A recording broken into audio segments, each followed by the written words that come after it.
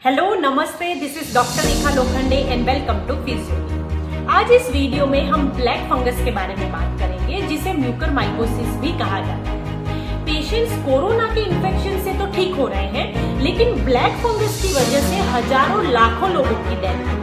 Corona से recover हो जाने के बाद ब्लैक फंगस की बीमारी का होना सीधे सीधे पेशेंट की इम्यूनिटी से बिलोंग करता है। और क्योंकि ब्लैक फंगस के पेशेंट्स का मोर्टालिटी रेशियो बहुत ज्यादा है, इसलिए ये समझना बहुत जरूरी है कि ब्लैक फंगस का शरीर की इम्यूनिटी से क्या कनेक्शन है। और ऐसा क्यों कहा जा रहा है कि ब्लैक फंगस की बीमारी हो जाए तो पेशेंट की डेथ हो सकती है, या फिर पेशेंट्स की आंखों की रोशनी जा सकती है, या फिर पेशेंट की आंख भी निकालनी पड़ सकती है। क्योंकि कोरोना तो वायरस से हुई बीमारी है, तो ये फंगस कहाँ से आ जाए।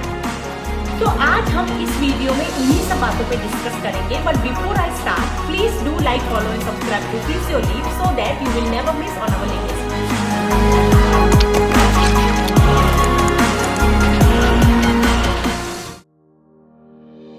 जब भी किसी इंसान के शरीर की इम्यूनिटी कम होती है और शरीर के अंदर की ताकत कम होती है, उस इंसान को ब्लैक फंगस की बीमारी होने के चांसेस काफी बढ़ जाते हैं। तो जब भी किसी इंसान को कोरोना से इन्फेक्शन होता है, तो उस इंसान की इम्यूनिटी इन्फेक्शन की वजह से कम हो जाती है। साथ ही साथ कोरोना से इन्फेक्शन होने के बाद उनका ट्रीटमेंट भी स्टीरॉयड से किया जाता है, जिसकी वजह से इम्यूनिटी और ज्यादा कम हो जाती है।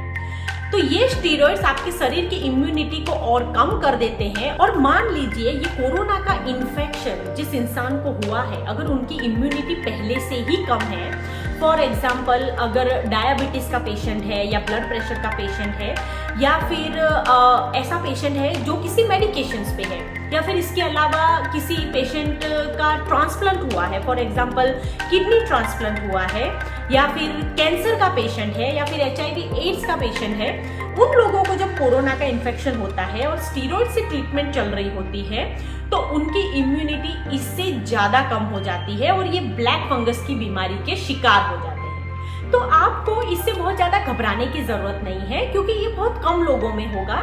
स्पेशली उन लोगों में होगा जो लोग इम्यूनो कॉम्प्रोमाइज्ड हैं, यानी जिनकी इम्यूनिटी बहुत कम है।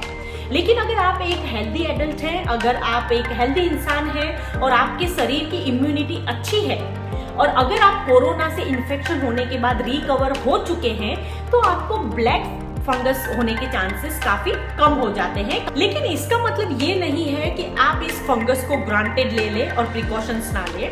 आपको ये पता होना बहुत जरूरी है कि ब्लैक फंगस में क्या क्या होता है, कैसे आप इसे पकड़ सकते हैं, और कब आपको अपने डॉक्टर से कंसल्ट करने की जरूरत है।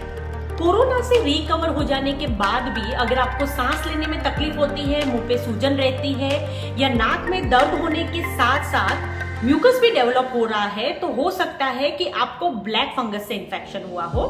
तो इन सिम्टम्स को आप बिल्कुल भी लाइटली ना लें और तुरंत अपने डॉक्टर से कंसल्ट करें। और ये कैसे पता चलेगा कि आपको ब्लैक फंगस है या नहीं? क्योंकि ब्लैक फंगस का इन्फेक्शन आपके साइनस को इन्फेक्ट करता है, जिसकी वजह से फेस पे स्वेलिंग हो सकती है, फेस पर टेंडरनेस हो सकती है, मतलब दबाने पे आपको दर्द महसूस हो सकता है, या फिर ऊपर जाने पे आपके आंखों को इन्फेक्शन कर सकती है। जब ये इन्फेक्शन आंखों के ऑर्बिट तक पहुंचता है, तो हो सकता है कि आंखों पे सूजन आ जाए, आंखें बाहर की तरफ निकल जाए, या फिर आंखों की मूवमेंट रिस्ट्रिक्ट हो जाए, या फिर आंखें लाल हो जाए और दिखाई देना कम हो जाए, या फिर आंखों की रोशनी भी जा सकती है। और यहाँ से फर्दर ये इन्फेक्शन आपके ब्रेन तक पहुंच सकता है। ब्रेन में मेनिंजाइटिस हो सकता है, या फिर अगर ब्रेन तक पहुंच गया तो फिर सिचुएशन बहुत ज्यादा रिस्की हो सकती है, पेशेंट की डेथ भी हो सकती है। अगर ये इन्फेक्शन नीचे फेफड़ों की तरफ जाती है, तो सांस लेने में दिक्कत हो सकती है, फेफड़ों में दर्द हो सकता है।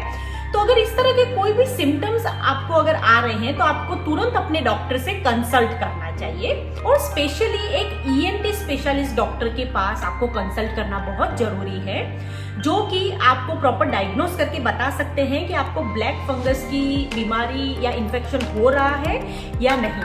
अगर उनका डाउट हो तो वो CT स्कैन और MRI करवा के ये पता लगा सकते हैं। लेकिन अगर उनको इसमें भी डाउट क्लियर ना हुआ हो, then they can ask you to go for a biopsy. Biopsy क्या होता है? बायोप्सी में आपके शरीर में से एक छोटा सा टिश्यू निकाल के उसे माइक्रोस्कोप्स में चेक किया जाता है कि अगर आपको ब्लैक फंगस से इन्फेक्शन है या नहीं। तो अगर इस तरह की आपको प्रॉब्लम आ रही है तो आपको इसे इग्नोर बिल्कुल नहीं करना चाहिए। अर्ली डिटेक्शन से आपको बहुत ज्यादा फायदा हो सकता है। आप तुरंत इस बीमारी का इलाज करने के साथ साथ जान से भी बच सकते हैं, आपकी आंखों की रोशनी भी नहीं जाएगी। तो ये समझना बहुत जरूरी है कि early detection is the key. Basically अगर अर्ली डिटेक्शन हो गया है तो इसके ट्रीटमेंट में एंटी फंगल दवाइयों को प्रिस्क्राइब किया जाता है और इसके इंजेक्शंस भी अवेलेबल हैं जिससे इसे क्योर किया जा सकता है। लेकिन अर्ली डिटेक्शन का होना बहुत जरूरी है।